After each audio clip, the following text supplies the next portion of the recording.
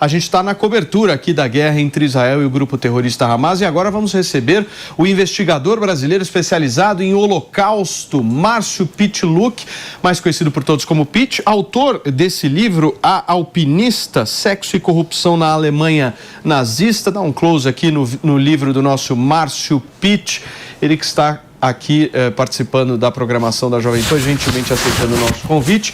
E ao lado dele também temos o Rabino Dudu Levinson. Certo, Rabino? Seja muito bem-vindo. Obrigado, novamente. Escuta, como é que vocês estão vendo aí, Pitt, esse momento da guerra? Estamos aí com 30 dias completados aí desde o início. E aí, para onde vamos? É um terror tudo que está acontecendo, como a gente viu agora, essa história de amputar sem anestesia, uma coisa horrorosa, uma coisa desumana. Agora, eu acho que está faltando diálogo dos dois lados, porque ficam falando em corredor humanitário o tempo todo, numa trégua. Agora, ninguém fala dos 240 reféns. O Hamas não fala dos 240 reféns. Se fizer um corredor humanitário para tirar as crianças ou tirar os civis de Gaza, que é uma coisa que o próprio Israel avisou que era para fazer isso, para mandar todo mundo para o sul, porque ele ia atacar o norte, que é onde fica o quartel-general do Hamas, mas nunca se falou da possibilidade de tirar esses 240 reféns. Por exemplo, tem um caso de duas crianças que no dia 7 de outubro foram atacadas no kibbutz. O Hamas matou o pai deles na frente das crianças. Tem um vídeo que mostra isso, inclusive, o vídeo não está divulgado em respeito às vítimas. Depois o terrorista do Hamas entrou na casa das crianças, tomou uma Coca-Cola e sequestrou os dois. Eles têm por volta de 7 a 10 anos e levou para Gaza. Eu imagino o estado psicológico dessas crianças que viram o sujeito matar os pais, né? Depois ainda sentou calmamente, tomou uma Coca-Cola, um dos meninos estava ferido no olho, que dizia que não estava enxergando, tudo isso está no vídeo. Imagina o estado psicológico dessas crianças, 30 dias depois, não falam a mesma língua que eles, um fala hebraico, outro fala árabe, com estranhos, com pessoas que mataram seus pais. Só como crianças, tem mais de 30 crianças nessa situação. Imagina o estado psicológico. Então, a gente tem que ver que os dois lados estão sofrendo, essa guerra tem que ter uma solução urgente, o Hamas tem que soltar os reféns, soltando os reféns vai haver esse corredor humanitário para que todo mundo saia. Agora, a gente também tem que entender o que vocês estavam falando antes. Os palestinos chegam na fronteira com o Egito, também não conseguem entrar no Egito, o Egito não quer recebê-los, o Egito não está deixando entrar, fica essa coisa de quem entra, quem não entra. É uma crise humanitária total dos dois lados. Não tem sentido em nenhuma guerra, e essa é uma guerra que está prejudicando principalmente os civis. Agora, Pitt, eu vi algumas declarações, manifestações até no último final de semana aqui, e a gente está vendo o antissemitismo crescer com força, né? Inclusive figuras públicas vindo, dando declarações e falas absolutamente desastrosas em relação ao conflito. Eu cito duas aqui, dois atores que me chamaram bastante atenção, Zé de Abreu, muito conhecido por se envolver em polêmicas políticas e tal, e a Letícia Sabatella, que também sempre se posicionou politicamente, mas assim, uma coisa é você se posicionar politicamente e todos aqui têm o direito de fazer isso. Outra coisa é você cometer um crime, né? Que tipo de medidas que vocês estão tomando em relação a isso? Especificamente, esses dois passaram do limite, né?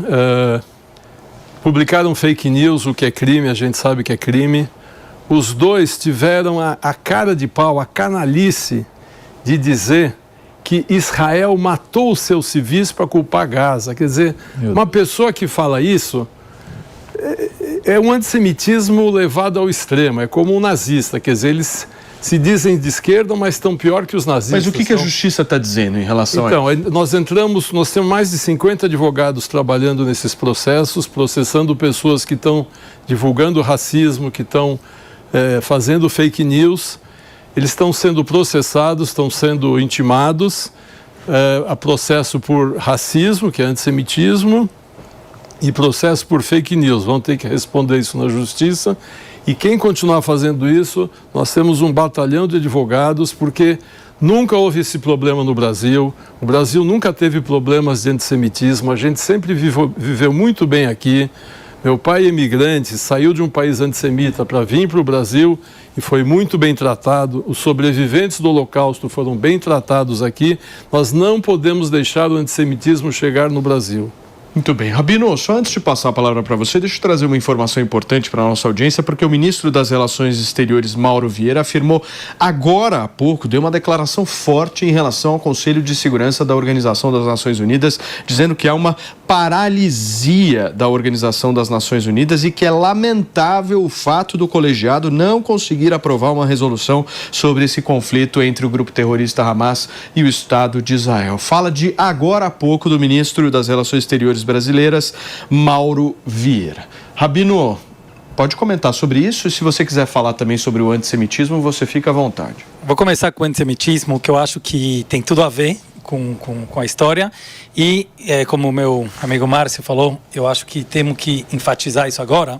O Brasil sempre foi um lugar extremamente acolhedor para judeus, para todos os imigrantes, e que eu acho que é um exemplo até, né, para o mundo lá fora. Eu não vi um lugar parecido com o Brasil que tem essa convivência tão boa. Infelizmente tem muita ignorância, e eu prefiro julgar positivamente que no Brasil, não no caso desses dois atores que são pessoas estudadas e sabem o que estão fazendo, mas infelizmente grande parte do povão acaba entrando nesses papos sem ter a mínima ideia nem qual a diferença de judeu, árabe, judaísmo e islamismo, como a gente vê nas ruas.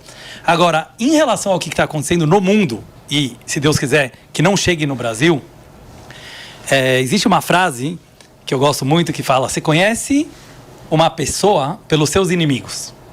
Você conhece uma pessoa pelos seus inimigos. E agora eu vou falar, como a frase famosa no mundo de hoje, com lugar de fala. Eu vou falar como judeu. O que está acontecendo hoje no mundo? Quem quer nos destruir? Quem sempre quer destruir o povo judeu? Hitler, o Hamas, o Hezbollah, outros grupos extremistas. E eu vou falar, na minha opinião, os que são os piores, que eu vou chamar de terroristas de sofá. Porque esses que estão lá na linha de frente, que são homens-bombas, que se explodem, é grave. Mas muito mais grave são essas universidades americanas. Nós temos 32 top universidades nos Estados Unidos. Que um pai, ele paga $70 mil por ano para mandar o filho para uma universidade dessas. Muitas dessas, inclusive, financiadas por judeus. Muitas têm professores judeus. Muitas têm alunos judeus. E eles não conseguiram se pronunciar uma vez dizendo que os ataques foram de um grupo terrorista. E agora eu vou falar com um choro de um lado do coração, mas com uma grande alegria do outro lado do coração, como a Cabala nos ensina, que é de falar, graças a Deus, esses são os nossos inimigos. Porque se são eles que querem nos destruir, estamos bem. Estamos muito bem. Quem quer destruir? Pessoas que não têm valores humanos? Pessoas que estudaram anos e anos em universidades e não sabem diferenciar entre vida e morte? Entre terrorismo e democracia? Que bom que eles nos odeiam. Pode vir. Pode vir. Porque sempre vieram e os judeus, eles são o espelho da humanidade. E vocês sabem disso.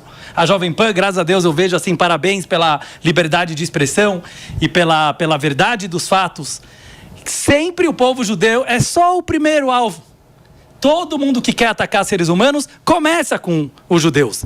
O segundo alvo normalmente são os esquerdistas.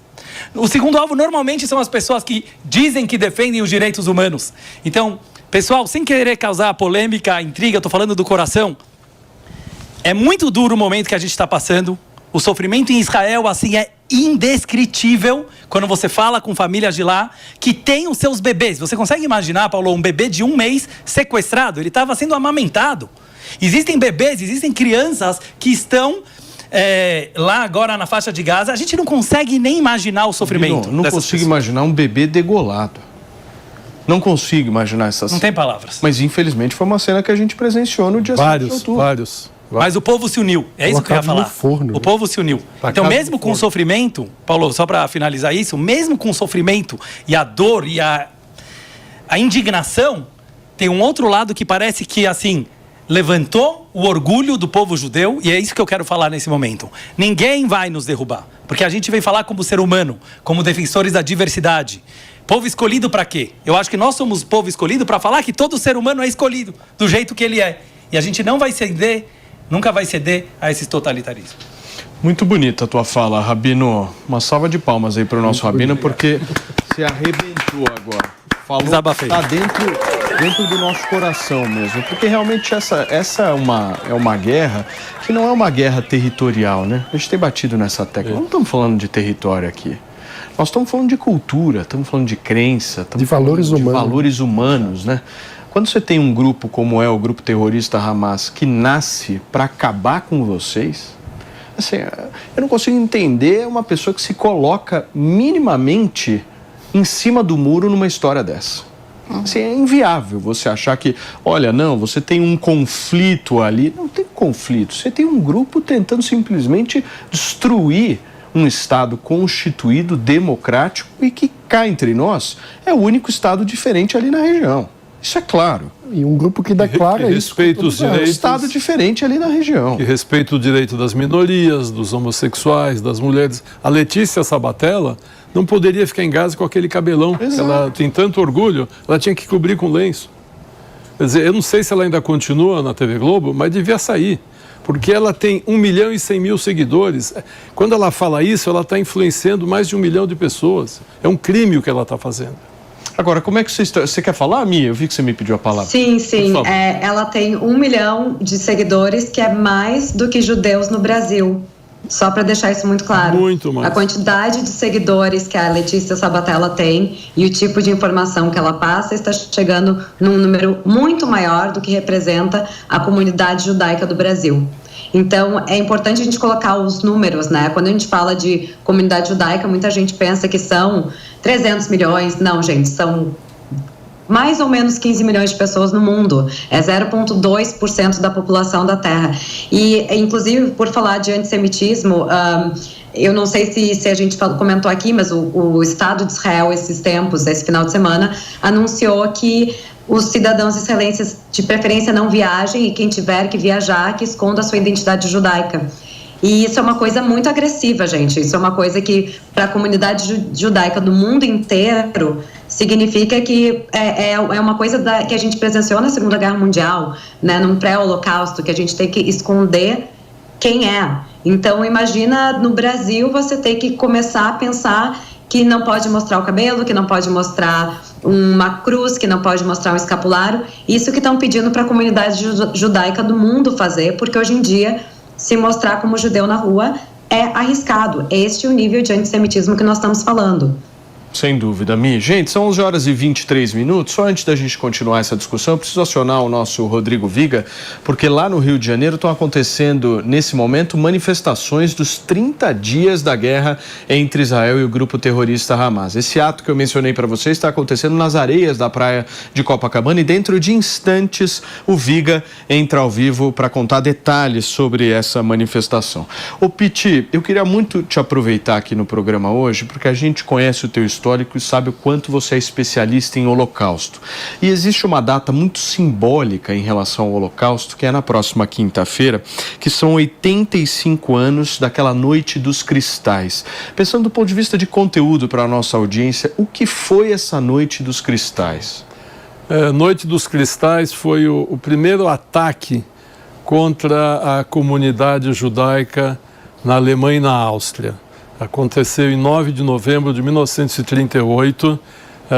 As tropas paramilitares nazistas saíram nas ruas, foram acompanhadas de alemães, queimaram as 256 sinagogas que existiam nesses dois países, mataram mais de 100 judeus à paulada, atacando eles nas ruas, prenderam 30 mil judeus nos campos de concentração que já existiam na Alemanha nazista desde 1933, quando Hitler chegou ao poder. Isso é o marco do Holocausto, vamos dizer assim. Foi o primeiro ataque físico e organizado contra os judeus na Alemanha.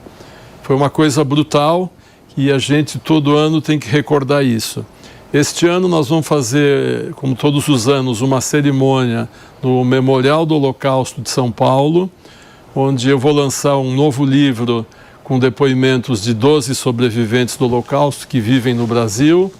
Um outro sobrevivente vai lançar um livro da história dele. Nós vamos fazer uma exposição. E um sobrevivente, a gente pode chamar assim, brasileiro, que estava na rave do dia 7 de outubro, vai contar o que ele passou, o que ele viu, como é que ele conseguiu escapar daquele massacre.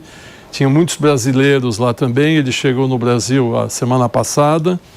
Vão ter cônsules da Alemanha, da Polônia, de Israel lá presentes também. Vai ser uma cerimônia muito bonita e a gente consegue associar, infelizmente, as duas datas. A Kristallnacht, que é a Noite dos Cristais, que tem esse nome porque os alemães destruíram milhares de lojas judeus e vitrines e tudo mais, cobriu a Alemanha de vidro quebrado.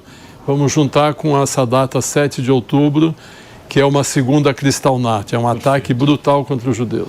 Gente, deixa eu ir lá para o Rio de Janeiro. Eu prometi para vocês que o Viga ia atualizar a gente sobre essas manifestações que estão acontecendo lá na praia de Copacabana, né, Viga? Seja bem-vindo mais uma vez. O que está rolando por aí?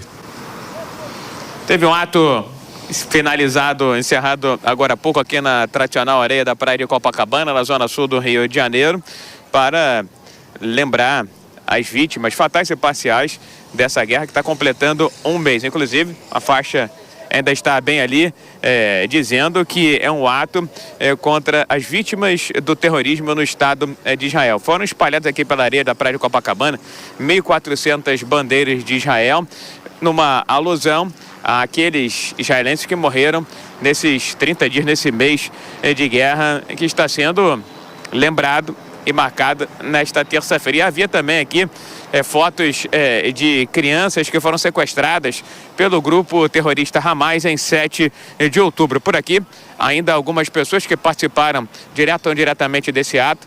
A Eliane Israel, o sobrenome dela é Israel mesmo, ela está embrulhada, viu, meu caro Paulo? Tá enrolada na bandeira de Israel, tem o sobrenome Israel e participou desse ato, dessa manifestação aqui em Copacabana, inclusive alertada pela Jovem Pan, foi isso, né? Bom dia. Bom dia. Eu vi a tua matéria e aí falei, poxa, que bacana, eu vou sim. E vim aqui, hoje completa um mês, né, que tudo aconteceu, essa tragédia inimaginável, onde foram brutalmente assassinados inocentes, mulheres assassinadas, estuprados, queimados, cortaram os membros, deixaram sangrar, tudo com a família vendo. Inimaginável, inimaginável, muito triste mesmo, e eu vou além. Essa não é uma guerra por território, não é uma guerra por religião, é uma guerra por ódio. Hamas tem ódio nas veias. Dona Eliane, a senhora tem um filho lutando nesse conflito, né? Eu tenho um filho que ele é reservista, a gente fala 2 dias, um dia, não sei onde ele está, nem o que ele está fazendo, mas eu tenho muita fé, tenho fé em Deus. E o que ele tem relatado para a senhora do que ele viu, do que ele tem enfrentado e do que ele espera daqui para frente?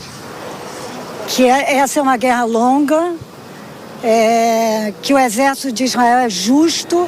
Antes de bombardear qualquer lugar que haja civis, vem um helicóptero, joga papeizinhos, bilhetes, pedindo para evacuarem o local porque será bombardeado. Ele diz que há uma união muito grande do povo todo, não há medo e a certeza de que nós vamos vencer o mal. E por último, já agradecendo, viu, Paulo, a oportunidade aqui no Morning Show ao vivo na Jovem Pan. A senhora veio para o Brasil antes do conflito para resolver questões particulares e aí a guerra eclodiu, voltará para Israel. Quais são seus planos? Com certeza, eu amo a Terra Santa e eu quero ficar bem próxima de Deus e eu acho que lá, sei lá, é um país muito justo, sabe? Muito bom para todas as idades, desde do jovem, do 0 aos 120 anos. Boa sorte para a senhora, para o seu filho lá no conflito, que nada de mais grave venha acontecer. Obrigada. Sorte para todos nós. Paz. Aí a Eliane Israel, no Brasil, embrulhada, enrolada na bandeira de Israel, acompanhada das suas duas cachorrinhas. Como é que elas chamam? Pipoca e Vitória vieram de lá. Pipoca e Vitória, duas cachorrinhas internacionais também aqui na orla de Copacabana, viu, Paulo? Muito bem, Viga. Obrigado, viu, querido, pelas suas informações e principalmente por esse depoimento lindo que essa senhora deu, né? Rabino, ela falou uma verdade, né? Essa guerra é uma guerra de ódio. É uma guerra de ódio. Eu estava pensando aqui, estamos com um expert de holocausto, né, o Pitti, e eu até queria perguntar para ele, mas eu fiquei imaginando, né, enquanto ela falava, Israel, quando vai atacar, apesar que está numa guerra, joga papeizinhos para os seus inimigos, né, que na verdade não são, porque são os civis, para avisar para eles evacuarem. Vocês já ouviram falar em alguma guerra na história da humanidade que isso foi feito? Eu não. Então eu fiquei imaginando, imagina no Holocausto, imagina na Segunda Guerra Mundial, quando os países aliados finalmente estavam vencendo a guerra e invadiram Berlim. Imagina que algum universitário, que algum inteligentinho, ia chegar e falar, agora os aliados são terroristas. Eles são os assassinos, porque eles estão entrando em Berlim matando civis. Desculpa. Mas aí, Rabino, o senhor me permite, a gente não está falando de uma guerra de um Estado contra outro. A gente está falando do Estado de Israel contra o grupo terrorista Hamas. E do outro lado ali, a gente tem um povo e, por isso, esse cuidado... Eu concordo, mas em Berlim... Esse cuidado de jogar os papeizinhos, porque você tem um povo inocente Gostei da tua pergunta, mas olha que em Berlim, na Alemanha, muita gente não era nazista. É isso que eu queria enfatizar, mas assim, muita gente na Alemanha, eu tenho certeza que não era nazista, por dentro deveriam ser contra o nazismo. Exato. Mas quando você está numa guerra, infelizmente, acabam matando inocentes e civis, porque você tem que fazer uma escolha. A gente vai lutar e aniquilar pessoas que dizem, queremos aniquilar o povo de Israel, ou queremos varrer vocês da terra de Israel, mesmo que, infelizmente, acabam tendo esses efeitos colaterais de guerra? Genocídio é um crime humanitário terrível. Eu estive no Museu do Holocausto, confesso que eu não consegui terminar. A parte das crianças eu não consegui ir. É uma energia, eu não sei se vocês já tiveram essa oportunidade. Eu saí de lá muito arrasado, acabou meu dia, né, assim... É muito triste, é uma experiência deplorável. Você entende o que é de fato o genocídio quando você visita o Museu do Holocausto. Então, e essa fala do Benjamin Netanyahu de hoje? Pela primeira vez ele fala num cessar-fogo mediante a liberação de reféns, mas ele não tinha falado isso recentemente. Foi a primeira, Pitti. Não, Israel tem falado isso desde o começo. Israel tentou negociar através do Qatar a libertação dos reféns, porque o Qatar financia o Hamas. Mas eles não querem, o Hamas não fala dos reféns. Desses 240 reféns, a gente não sabe nem quantos estão vivos. Porque Israel achava que tinha menos reféns e descobriu que tem mais reféns. Algumas pessoas que Israel achavam que estavam reféns foram descobertos mortos perto da faixa de Gaza. Por que demoraram para descobrir? Porque o Hamas queimou os corpos, carbonizou os corpos, teve que fazer DNA dentário para tentar descobrir quem eram aquelas pessoas. Então, nem as pessoas que estão sequestradas a gente sabe quem é. O Hamas é uma organização terrorista que não passa informação nenhuma. A única informação que ela passa é mentirosa, que morreram milhares aqui, milhares ali, que Israel jogou uma bomba no hospital, depois descobriu que não era Israel. As mentiras eles contam todas. Agora, a verdade eles não contam porque é um grupo terrorista. Eles não têm respeito pela vida, eles não têm respeito por nada. Mano. A gente tem falado sobre o problema do antissemitismo e eu acho que tem a expressão do antissemitismo explícita, mas tem as expressões mais sutis de antissemitismo. Então eu queria pedir, Márcio, para você explicar um pouco como identificar o antissemitismo velado. Como que as pessoas podem, ao consumir conteúdos variados na internet, identificar que, peraí, isso aqui é antissemita? Existe o antissemita que fala especificamente contra os judeus, que se exprime contra os judeus, e tem aquele, como você disse, velado. O que é esse velado? Por exemplo, tem vários antissemitas que gostam de dizer assim, não, mas eu tenho um amigo judeu. Como se eu falasse, eu tenho um amigo negro, eu tenho um amigo japonês. Puta, você tem um amigo, você não precisa dizer se ele é judeu, se ele é japonês, se ele é negro ou não. Você tem um amigo. Quando a pessoa fala assim, que ele já tem um sentimento antissemita. Outra característica que a gente percebe é quando essas pessoas falam assim, e a gente tem ouvido muito hoje, não, mas tem um judeu que fala que Israel não sei o quê, quer dizer, ele se pega num judeu para defender o seu ponto de vista antissemita. Tem judeus burros que falam isso mesmo, são burros, são suicidas para mim, ou são os capos. Os capos eram os judeus durante a Segunda Guerra Mundial, que achavam que se eles se aliassem aos nazistas, eles se salvariam. Então eles lambiam botas dos nazistas, achando que com isso iam escapar do Holocausto. Também foram levados para as câmaras de gás, porque os nazistas não queriam saber se aquele judeu lambia as botas dele ou cuspia na bota dele. Nós temos judeus no mundo inteiro que agem assim. Eles agem como os capos. Eles devem falar, bom, se eu lamber as botas dos antissemitas ou do Hamas ou de quem for, quem sabe eles vão deixar eu escapar. E tem pessoas que se pegam no discurso dessas pessoas para tentar justificar o erro. Existe também uma coisa assim de contar piadas achando que é um humor judaico, mas na verdade é um humor antissemita. A linha é muito tênue, então tem que tomar cuidado. Muito bem, gente, daqui a pouquinho a gente vai continuar com a repercussão dessa guerra, dessa lamentável guerra entre Israel e o grupo terrorista Hamas, e a gente vai te trazer mais informações diretas ali do nosso editor de internacional, Fabrício Nates, que está aqui atualizando aí todas as notícias para passar para vocês. Mas antes, são 11h37, eu quero falar com os homens que estão nos assistindo, meu querido Manolo, afinal de contas, para você que está nos ouvindo e nos assistindo nesta terça-feira agora, se tem uma coisa que é importante, é a gente verificar como andam as nossas relações, certo? Com certeza, aquele momento íntimo que é tão importante para o casal, né, Paulo? Saúde sexual também é vida, certo? É vida, com certeza. Estamos no Novembro Azul, né? Até é importante para o homem ter cuidado da próstata. E quando a gente fala de max viril, é esse cuidado. Você sabe que a atividade sexual, Paulo, ela é muito importante porque ela vai oxigenar essa região. Então vai melhorar muito a atividade, você vai prevenir doenças como prostatite, próstata inchada, dilatada. O ato sexual tá na nossa natureza, faz muito bem para você e para o seu casamento, então nem se fala. Só para você ter uma ideia, com o Max Viril, Paulo, ele aumenta os níveis de testosterona, então você tem mais desejo, você tem mais apetite sexual, isso é muito bacana. Testosterona é comprovada que é bom para musculatura, é excelente para o desejo sexual e muito boa também para questões cerebrais, cognitiva. Então às vezes o homem está sofrendo lá com uma ansiedade, com estresse, com cansaço, aquela fadiga, use o nosso Max Viril. Ele melhora muito o seu desempenho, a sua performance na hora H.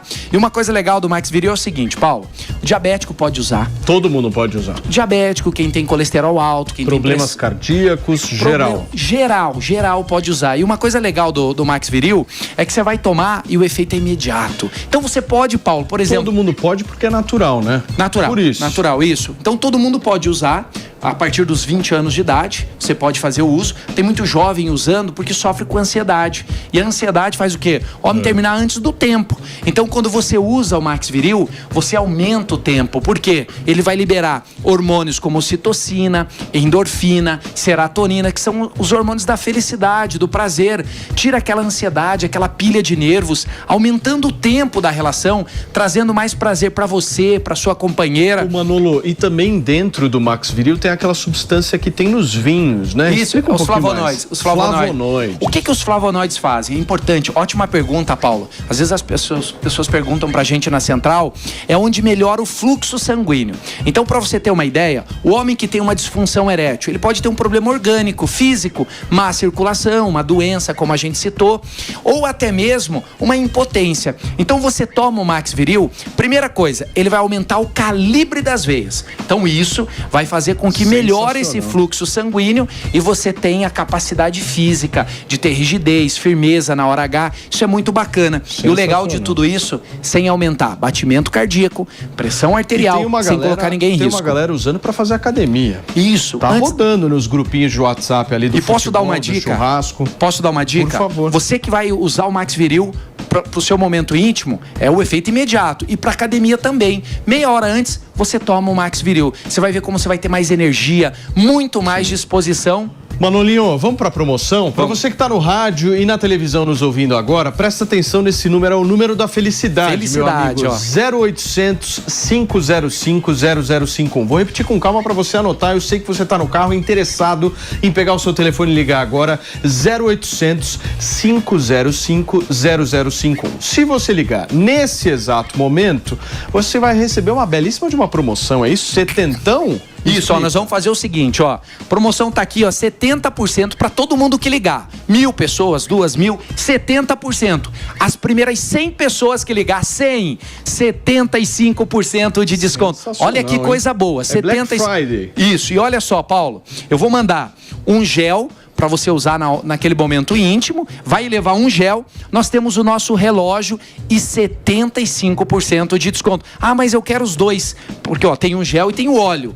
Nós vamos fazer o seguinte, você que ligar agora, as primeiras 100 pessoas, eu vou fazer o seguinte, Paulo, com mais R$5 você leva os dois, ó. Oba. Mais R$5 você leva os dois. Só que é só as primeiras 100 pessoas, 100 Paulo. pessoas, isso aí termina em 5 minutos. 0800 505 0051. Fala que estava ouvindo aqui na programação da Jovem Pan e adquire já o seu Max Viril. Ó, liga 0800 505 0051. Valeu, Paulo, um querido. abraço. Sensacional.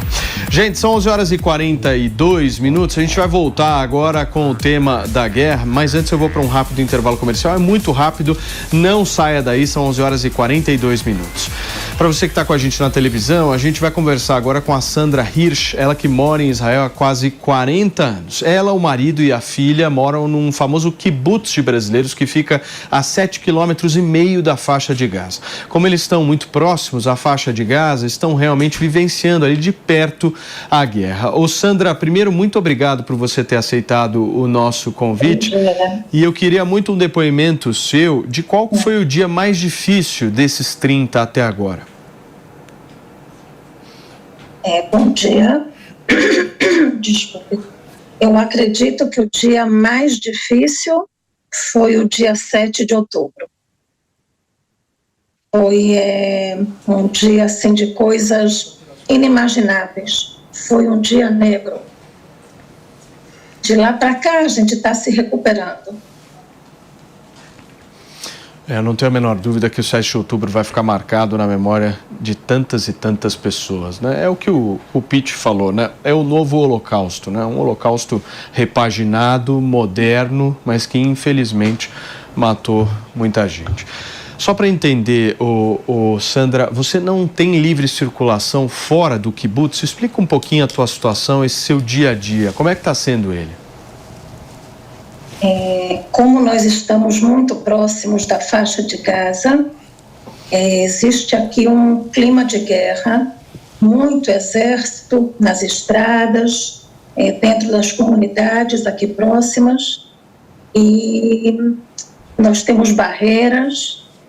Agora essa situação está um pouco mais tranquila, mas nos primeiros dias existia ainda a suspeita de terroristas infiltrados dentro do país e o perigo deles penetrarem em alguma outra comunidade.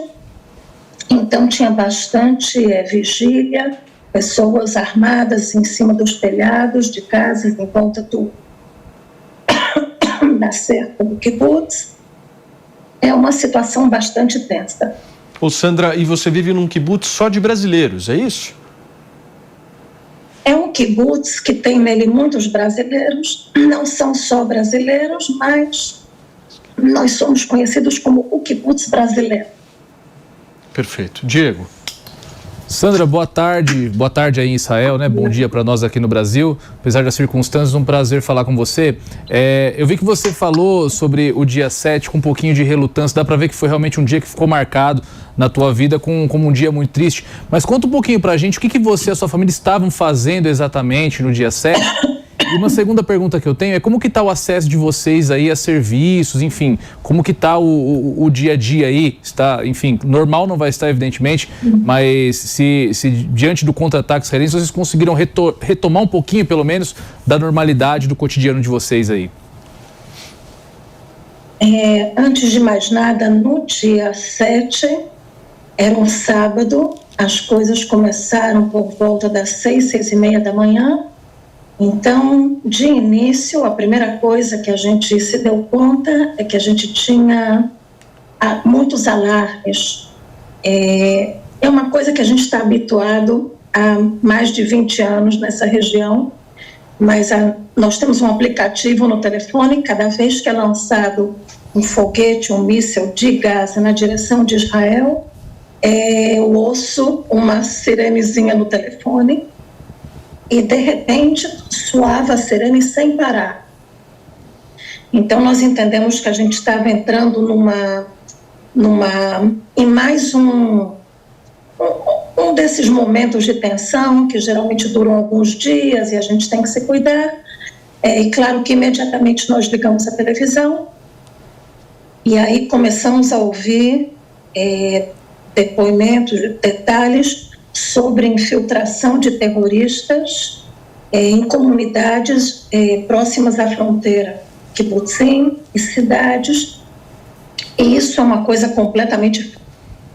Sim. Sandra, só te interromper um minuto só para receber quem nos acompanha pelo rádio. Agora são 11h46. A gente está entrevistando a Sandra, brasileira que mora lá há quase 40 anos e está relatando uma tensão ali num kibutz muito próximo à região mais tensa, que é a região mais norte da faixa de Gaza. Acho que a gente perdeu a conexão com ela, mas você tinha me pedido a palavra, Piti, por quê? É o seguinte, Paulo, acho que 2 semanas atrás, o Dr. Vitor Bilman, um jovem médico que trabalha em Israel, esteve aqui no programa do Capês e ele me mandou a seguinte mensagem ontem. Oi, Pete, a situação continua complicada. Ele trabalha no hospital em Tel Aviv.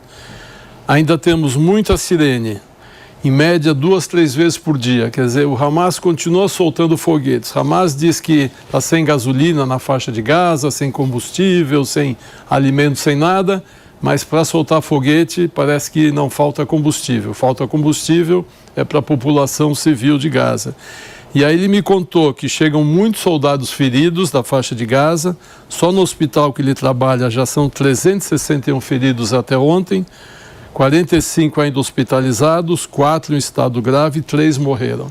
Então que a situação também é muito difícil em Israel, também é muito crítica. Os hospitais estão lotados.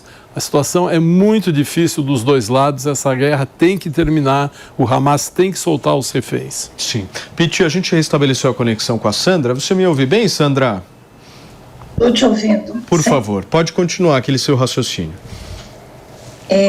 A respeito da normalidade, bom, ao longo do dia nós fomos entendendo a proporção do problema e ficamos todos aterrorizados com as quantidades. Foram mais de 30 comunidades que foram atacadas por centenas e milhares de terroristas e também cidades próximas à fronteira.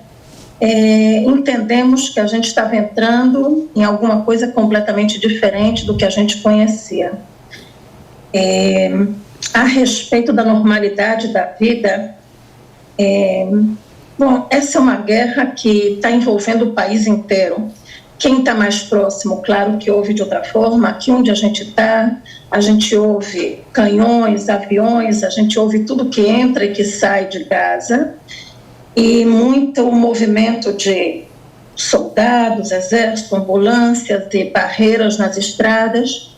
E, obviamente, muitos dos serviços que a gente recebia na cidade de Sderot, que é aqui próxima, estão completamente paralisados. A cidade foi praticamente evacuada e quase todos os serviços estão fechados ou abrem por muito pouco tempo, e existe um certo perigo em a gente transitar pela estrada até lá. Então, o que acontece é que a gente sai pouco do kibutz. Eu, por exemplo, não saio para trabalhar na região do centro desde o dia 7 de outubro, trabalho só de home office, e o kibutz tenta trazer tudo que se pode cuidar do fornecimento de comida, remédios e outras coisas que a população possa precisar, e coisas que são essenciais. A gente sai do kibbutz, a gente viaja um pouco mais para longe, mais para o norte, para receber os serviços. Sem dúvida, a vida está bastante atribulada. Muito bem. Sandra, obrigado, viu, querida, pela sua disponibilidade aqui em conversar com a gente ao vivo na manhã desta terça-feira e que vocês possam virar essa página aí em Israel. Um beijo para você e para toda a sua família.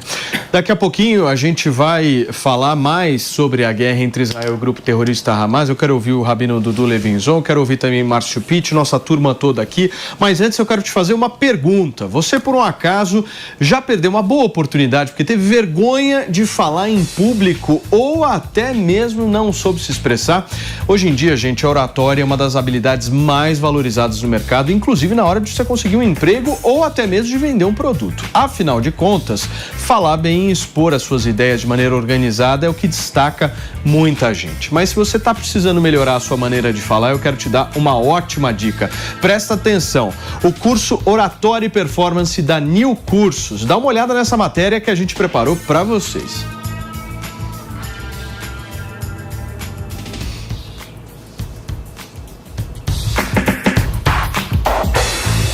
Nesta hora o apresentador não tem a matéria, então o que a gente faz? A gente improvisa, turma. Agora nós temos a matéria, por favor. Já pensou em perder uma grande oportunidade por não conseguir se expressar? Falar bem é possível e muda a história, inclusive a sua. No curso Oratória e Performance, você aprende técnicas como roteirização, postura, preparação de voz, comunicação e muitas outras. Prepare-se para impressionar seu público com o curso Oratória e Performance. Acesse agora niucursos.com.br. Vocês entenderam, gente? Esse curso possui 5 módulos sensacionais com técnicas e exercícios práticos para você melhorar a sua desenvoltura. E eu vou te falar uma coisa, vocês sabem que a New é uma baita de uma plataforma de cursos e esse curso que eu estou trazendo aqui para vocês é um dos mais vendidos. Então você não pode perder essa oportunidade. Invista agora mesmo no seu desenvolvimento, apontando a câmera do seu celular para você que está me assistindo, nesse QR Code que está aparecendo ali na lateral direita, no canto direito da tela, ou se você está me ouvindo, para tudo que você está fazendo e acesse agora mesmo www.niucursos.com.br. New é niucursos.com.br. Aproveita porque um curso desse, meu amigo, não é gasto, é investimento. Vamos voltar aqui para a nossa discussão, são 11h52 na manhã desta terça-feira. Quero ouvi-los um pouquinho mais e aprender com vocês, meus amigos, porque aqui o aprendizado é diário, certo, Maninho? Cada figura legal que a gente está recebendo aqui no programa para falar dessa guerra, histórico, emoção. A fala hoje do Rabino me deixou arrepiado, o Maninho. Muito, e é uma... Eu acho que nesse momento de guerra é quando a gente mais precisa cultivar os valores da paz e os valores da convivência, da tolerância, os valores que nos tornam humanos, que é exatamente isso que é atacado pelo terrorismo, né? O terrorista, quando faz um ataque como esse, não é um ataque apenas contra a comunidade judaica, é um ataque contra todos os valores humanos, o modo de vida, de convivência com a diversidade de estilos de vida. Eu queria trazer um ponto para a conversa, que muita gente, quando tenta passar pano ou relativizar o que aconteceu, fica colocando como se o problema fosse a extrema-direita em Israel, etc.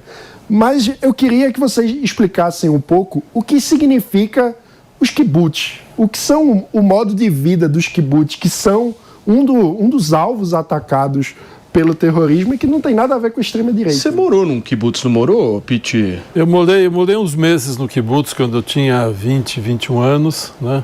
Os kibbutz foram criados em Israel em 1910, 1920, porque os pioneiros, né, os judeus que foram para aquela região, para se encontrar com os que já viviam naquela região, eles fugiram da Europa, porque na Europa já tinha um grande antissemitismo, então foram para Israel.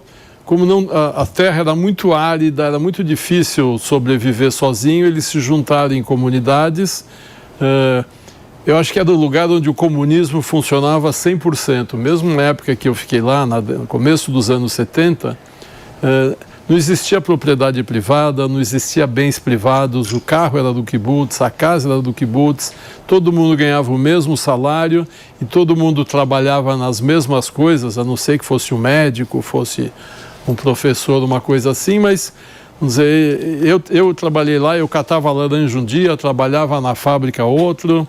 O pior trabalho do kibbutz eu fiz, entrei numa granja, tinha 3.000 galinhas no galpão, eu tinha que pegar as 3.000 galinhas. É impossível pegar 3.000 galinhas. Ô Pete, deixa eu me despedir de quem nos acompanhou pelo rádio. Muito obrigado pela sua companhia até aqui, meu amigo, minha amiga. Um beijo pra vocês. Amanhã, 10 horas da manhã, a gente está de volta aqui na Jovem Pan. E pra você que tá na televisão, ainda tem um pouquinho mais dessa história da busca por 3.000 galinhas. Paulo, é impossível, você não consegue pegar uma. Pegar 3.000, tinha que botar em caixinhas, porque elas iam ser levadas depois, sei lá para onde. Então, todo mundo era obrigado a fazer todos os trabalhos. Por isso que essa coisa hoje também, não existe direita e esquerda no mundo, existe o ser humano. Exato. O ódio que o Hamas tem hoje contra os judeus é o mesmo que os nazistas tinham. Quer dizer, não existe direita e esquerda. O ser humano é um só. Isso é um rótulo que foi inventado na Revolução Francesa e existe até hoje. Pinochet era igual a Hitler, igual ao Mao Tse-tung, o Khmer Vermelho, Fidel Castro, é tudo igual. Fala, Rabino. Só para uma mensagem final, eu gostei muito da fala do Mano, e eu acompanho sempre aqui o Morning Show. Eu queria até te parabenizar e falar que, não, porque assim, independente de opiniões políticas, e é isso que eu acho que o Pete falou agora também, tem gente que economicamente às vezes pode defender mais a direita ou mais a esquerda, e é super válido, isso que traz o equilíbrio, né, e a democracia. Mas quando chega em situações que o ataque foi contra seres humanos, independente de partido político, independente de nível religioso, independente de ideologia, não dá para ficar em cima do muro, né, mano? Eu vi assim, você em todas as vezes que eu vim aqui e tudo, falou claramente, quer dizer, tem momentos que é a hora da gente se posicionar. E é isso que eu estava mencionando antes de terroristas de sofá, que eu acho que são pessoas estudadas que com a sua covardia têm a coragem de pegar o microfone, de pegar a internet e, sem estar no campo de batalha, por isso eu falo que é pior ainda talvez do que os próprios grupos terroristas, ficam intelectualmente defendendo o indefensável, quer dizer, defendendo o terrorismo contra seres humanos. Isso que essa senhora, né, essa brasileira, apareceu aqui falando, eu acho sempre importante voltar. Agora faz um mês do ataque de 7 de outubro. No judaísmo, um mês, né, um dia muito especial, né, que a gente faz até uma reza na sinagoga, lembrando dessas mortes. E eu acho importante sempre relembrar e enfatizar. Foi o dia que mais morreu judeus no mesmo dia desde o Holocausto. Olha o nível que chegamos. A forma como foi feito, além de tudo que essa senhora falou, com as próprias mãos. É muito diferente. Caiu um míssil, Deus nos livre, é muito grave também. E os resquícios desse míssil matou alguém, é muito triste. Agora, 2.000 pessoas chegarem e friamente matar bebês, decapitar com as próprias mãos, é um luto para a humanidade. Então a gente, como humanidade, não tem que ter dúvida se Israel está fazendo certo na faixa de Gaza politicamente ou não. Digamos que está fazendo tudo errado. Ainda assim, não justificaria uma ação dessas. Rabino, muito obrigado pela sua participação. Márcio Pitt, aliás, deixar mais uma vez registrado aqui o livrão do Márcio, alpinista, pronto para vocês comprarem nas melhores livrarias do Brasil. Ele que é especialista em Holocausto, tem várias informações legais aqui para vocês descobrirem um pouco mais sobre esse mundo.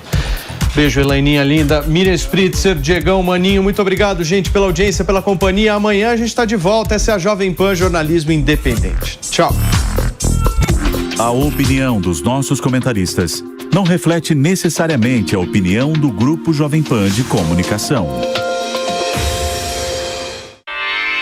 Realização Jovem Pan News.